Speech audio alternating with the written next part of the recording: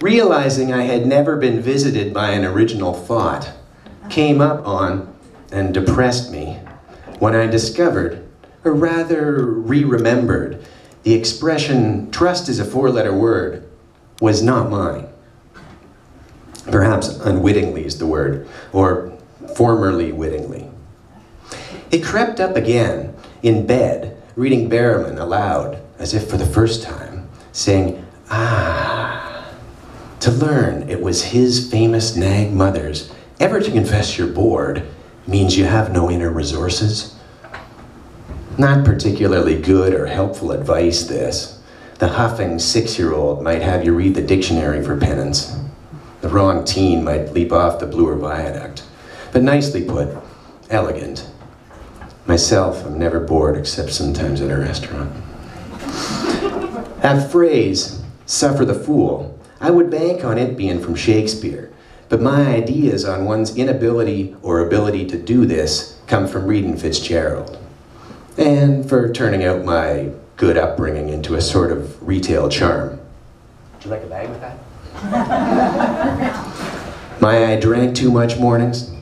That's John Cheever talking. My shin splint speech? That's Dieter Dorp, my high school track coach. And the remark about not wanting to own because I'm a committed renter? My friend Andrew. I suppose the closest things to original thoughts, this from an almost certainly assailable position, my best thoughts, my cleverest, probably occur playing hockey. Though I'd hate to stand up for this point under fire of debate. I'd rather just play. That laser beam snapshot from the high slot to the top corner of the net arrived without a preamble. And had I thought much at all, I'd have considered passing. Someone would have been on me. The goalie would have set up. That's more instinct than thought.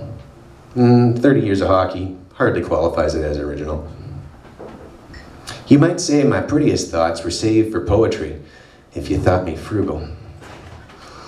But keep in mind, Dr. Williams, who waits till his daughters and wife are in bed, who waits till it is late at night before nominating himself the happy genius of his household. And of course I defer to Miss Bishop, who, accused in an interview, blushed guilty at the mention of herself, a poet.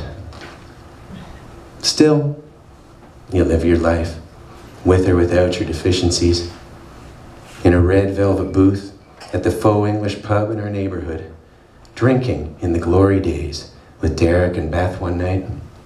None of us faced with the disillusionment of 10 o'clock. Au contraire, awake, nodding ardently.